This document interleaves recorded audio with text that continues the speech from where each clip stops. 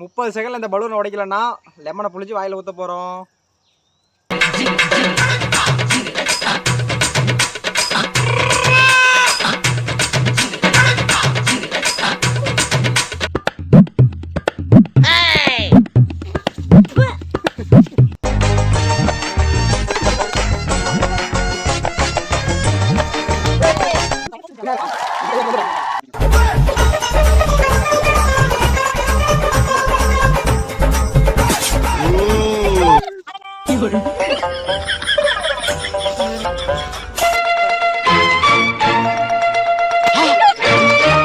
என்ன ஒரு ஆனந்தம் அந்த கரடி முஞ்சனுக்கு.